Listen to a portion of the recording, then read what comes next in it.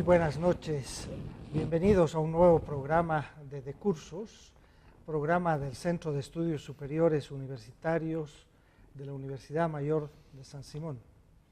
Hoy día vamos a hablar de un tema que ha estado un poco en la mira del gobierno, y es el tema de las ONGs, de los centros de investigación que de alguna manera son críticos a las políticas, sobre todo a las políticas extractivistas del gobierno de Morales.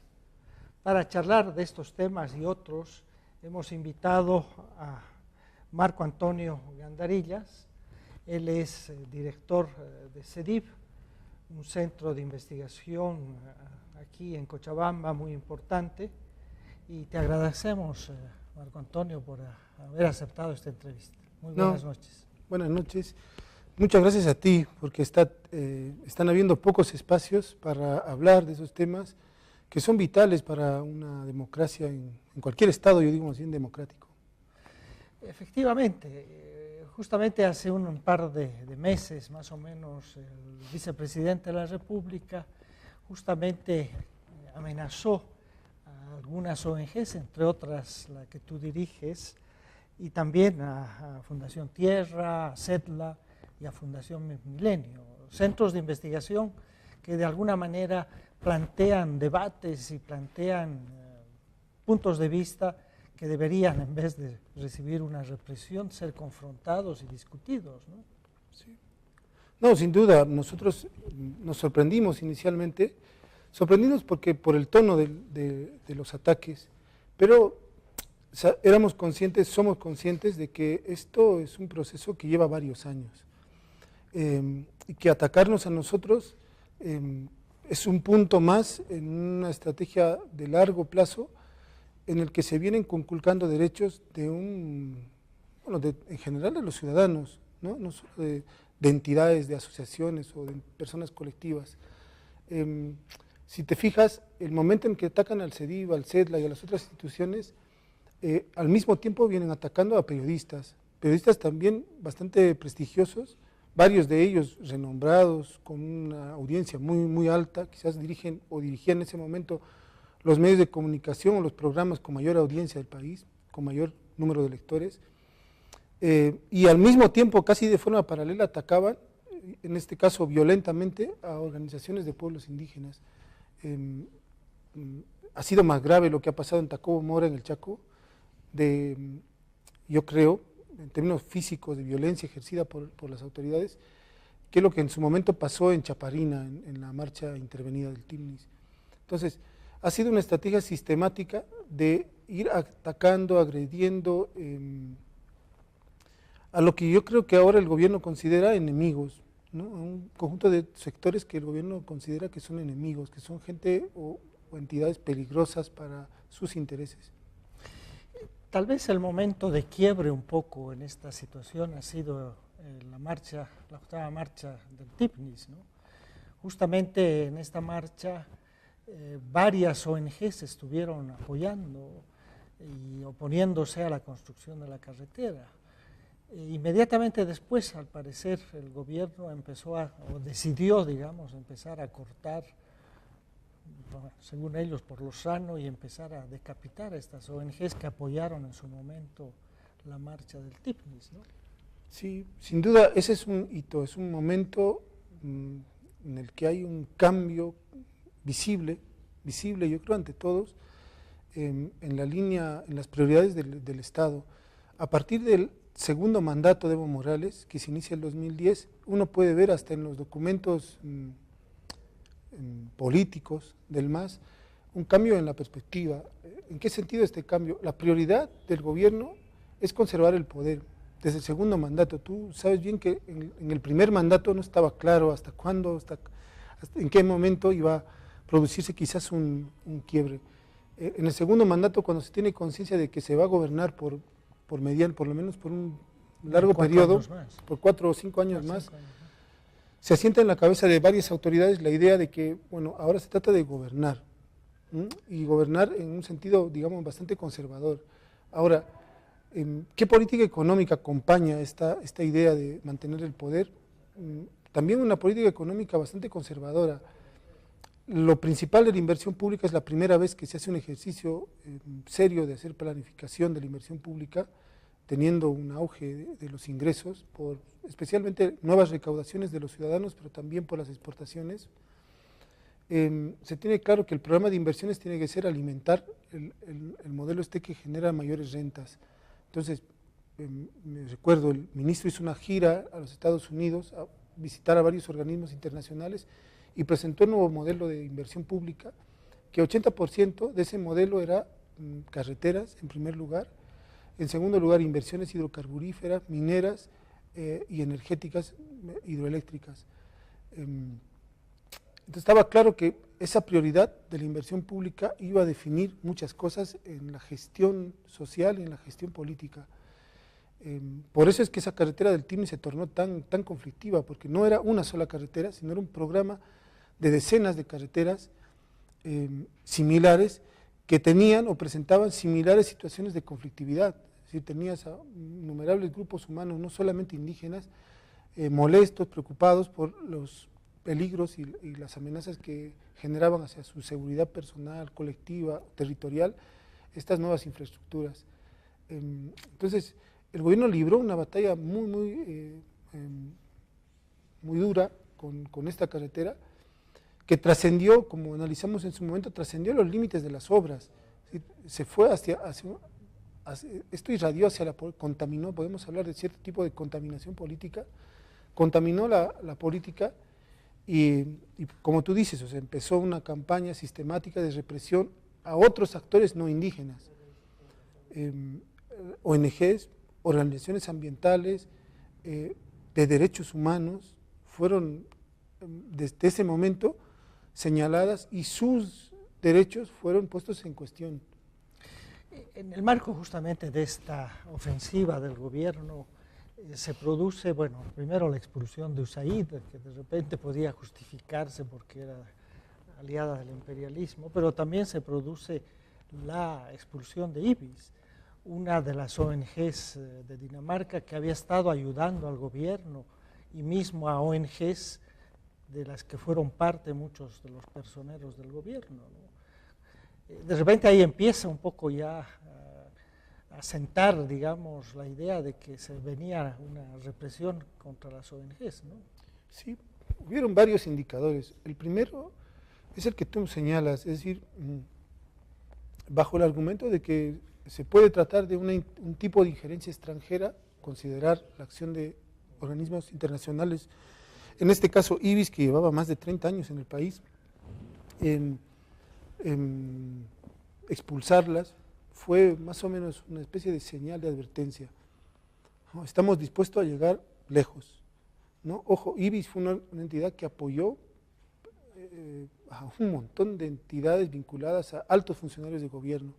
Es una entidad que la conocían por demás altísimos funcionarios de gobierno, desde el canciller hasta el ministro en ese entonces de gobierno o de autonomías, no recuerdo, Romero, propio Evo Morales, ¿no? Probablemente IBIS en varias oportunidades le haya salvado la vida al presidente, ¿no? Porque una de las entidades que en Europa hacían una campaña muy fuerte a favor de los derechos de la población o de los productores de hoja de coca en los años 90.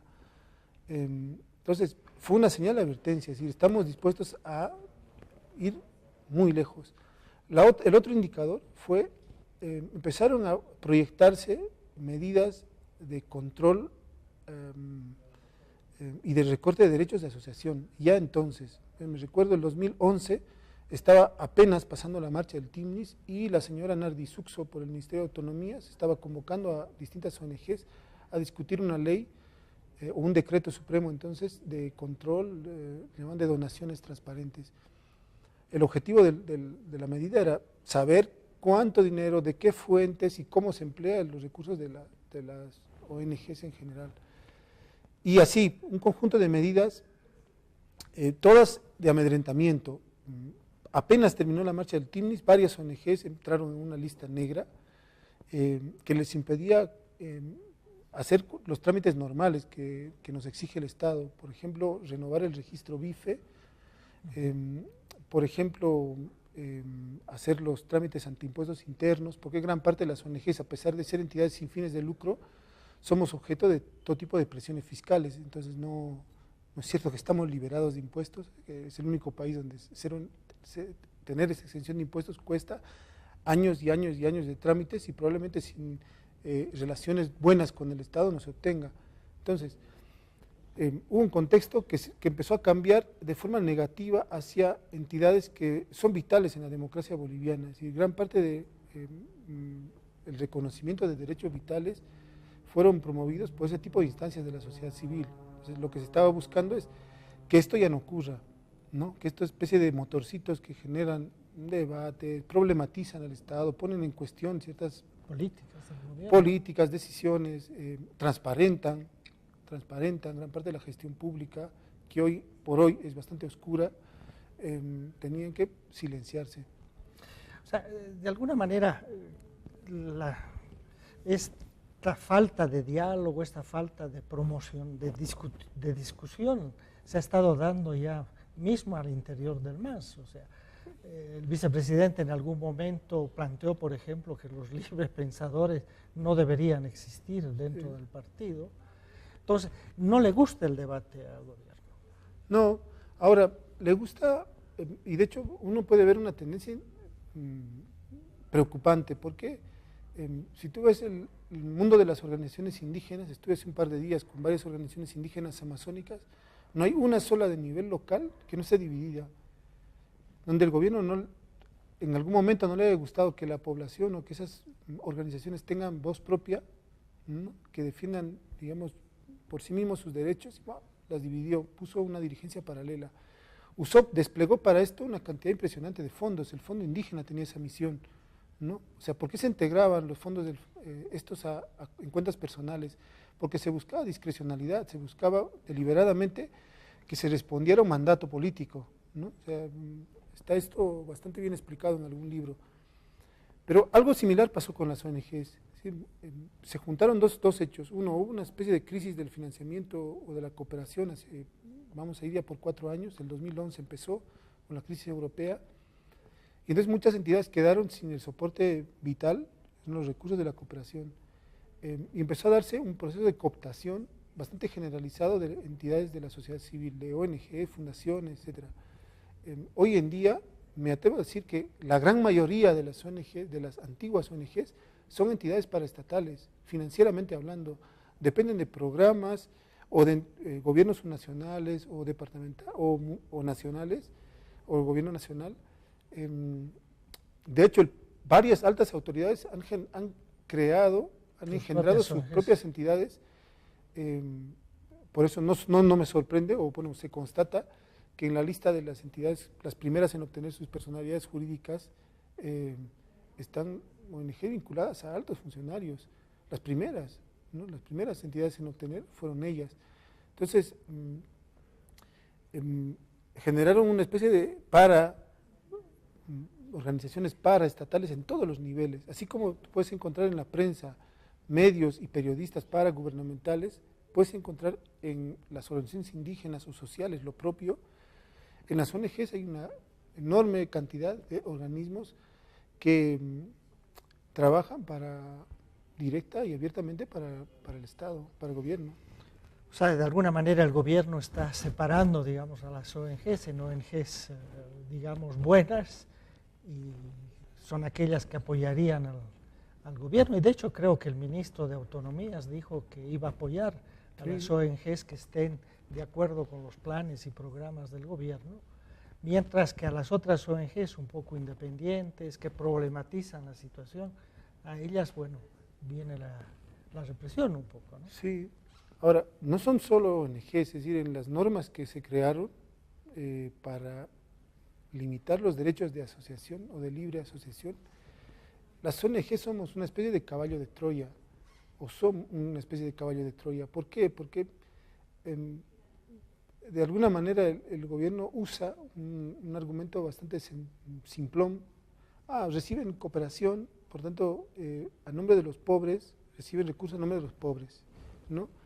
Es un argumento que lo maneja desde Goni, antes incluso Jaime Paz, cuando implementó las primeras medidas de control a la sociedad civil, este tipo de sociedad civil, argumentaban lo mismo. Ahora, pero las medidas van más allá. Si uno se fija las normas, cualquier tipo de entidad, cualquier tipo de persona colectiva, tiene que estar alineada a políticas gubernamentales para existir legalmente, ¿no? Ellos han dado un cambio, el actual gobierno, al régimen de derechos civiles, y en primer lugar, y para existir, uno tiene que estar alineado a las políticas gubernamentales. Entonces, un decreto supremo que promulgó este año el presidente, el 1 de mayo, curiosamente,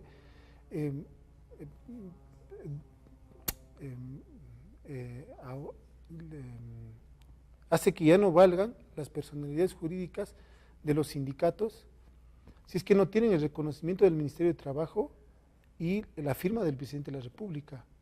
Es decir, los sindicatos ya no pueden organizarse autónomamente del Estado para defender los intereses laborales de sus miembros, tienen que estar avalados por la autoridad del sector.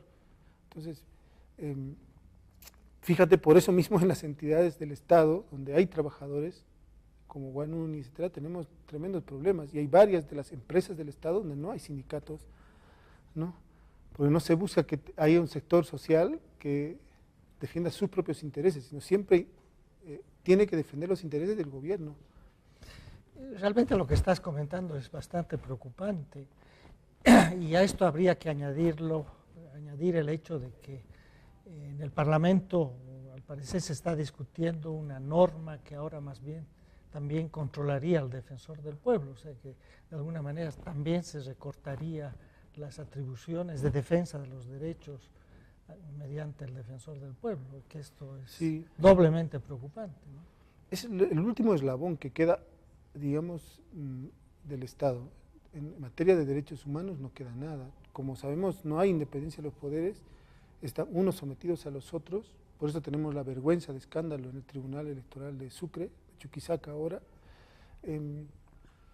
y ha sido precisamente el defensor el que ha interpuesto varias medidas que, de estas abusivas del Estado contra la sociedad civil, contra la ley de personalidades jurídicas, contra todo el paquete de decretos que presentó este año el gobierno para eliminar la consulta previa, el derecho de consulta previa de pueblos indígenas. Entonces, recortar los derechos del defensor o sus atribuciones equivaldría a sometimiento institucional, ya no personal, porque ha pasado que los defensores del pueblo podían tener inclinaciones personales hacia uno u otro gobierno, uno u otro grupo político, porque finalmente son los que los eligen en el Parlamento, pero se está buscando el alineamiento institucional, es decir, que en sus documentos constitutivos, en las normas que regulan su acción, se legitime, se legalice una acción subordinada al Poder Ejecutivo, cosa que no habría pasado hasta ahora en ninguna de estas instituciones a nivel continental. Tú sabes que todas se crearon más o menos en el mismo periodo en casi todo el continente. Es muy preocupante. Digo, es muy preocupante lo que pasa con las instituciones, pero es más preocupante lo que pasa con los derechos.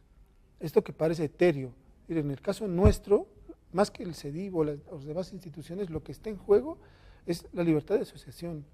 ¿Puede en Bolivia asociarse es la pregunta que nos hacemos nosotros, ¿podemos asociarnos libremente de forma autónoma al gobierno? O sea, la respuesta que da el gobierno es no. O sea, en todo momento tienen que estar alineados al gobierno, a sus planes, a sus políticas, o políticamente vinculados. Si estás vinculado, no tienes problema, puedes hacer lo que quieras. En el caso de los periodistas se plantea el similar dilema, ¿no? De otra manera, pero se plantea lo mismo. Si pueden haber medios de comunicación independientes, el Estado responde no, ¿no? O sea, si lo son, los asfixiamos financieramente.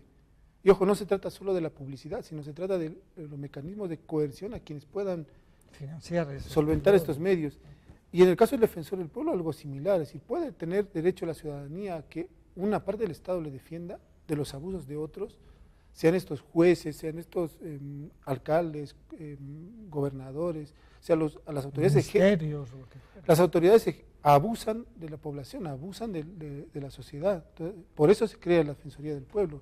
Si estamos pensando que no es necesario eso, estamos en un escenario en el que pueden las autoridades abusarnos, que es lo que ya viene pasando en parte. Todo esto muy probablemente está relacionado, y volviendo un poco al modelo extractivista del gobierno. La situación mundial ha cambiado muchísimo, ¿no? Y los precios de las materias primas están bajando.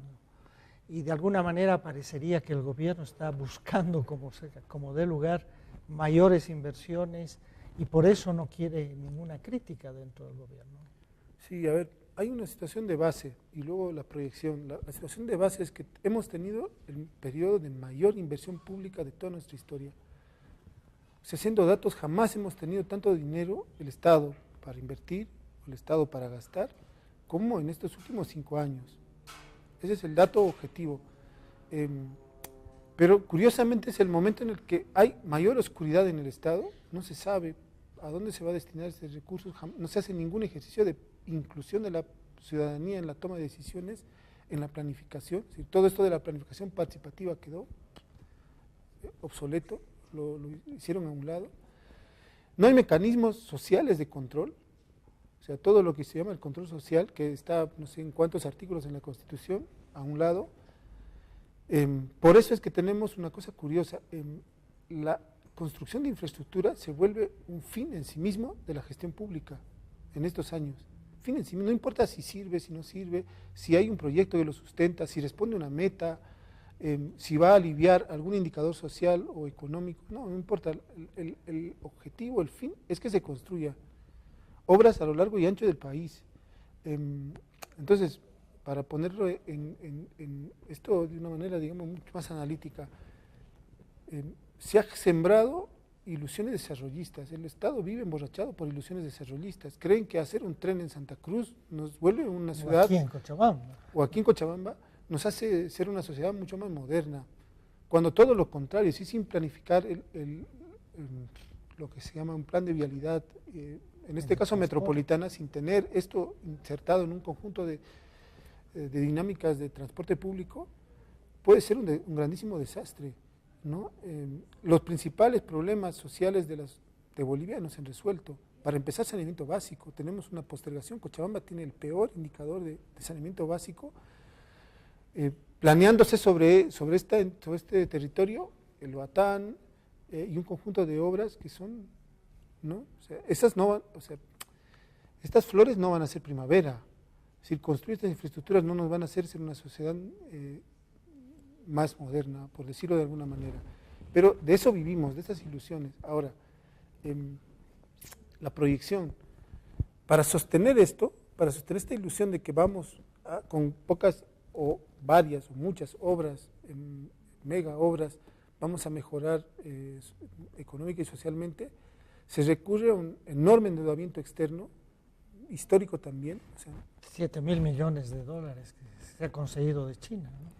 Que tienen condiciones que en otras épocas le llamaríamos totalmente dependientes, porque si no las construyen empresas chinas, está todo casado a que las hagan empresas chinas. Es decir, ni siquiera podemos decir que esas inversiones van a generar empleo en Bolivia, ¿no? Porque como sabemos, se ha hecho una reforma migratoria hace un par de años, que por eso tenemos un montón de empresas chinas, ¿no? Y China tiene una calidad ahora, los ciudadanos chinos tienen una calidad para entrar y permanecer en el país por largos periodos. Entonces tenemos una masiva presencia de ciudadanos chinos construyendo, porque no sabemos además en qué condiciones laborales ni humanas están en nuestro país, pero los tenemos ahí construyendo. Entonces ni siquiera eso, que sería, vamos a emplear mano de obra temporal para hacer estas mega obras, no. Pero bueno, se quiere con estas grandes infraestructuras contener un proceso que es incontenible. Es decir, Bolivia ha reducido este año 43% los ingresos del gas, para solo hablar de una de las grandes exportaciones. Los minerales, la caída es estrepitosa, los precios están bajísimos. Lamentablemente el tiempo se vuela, se nos fue.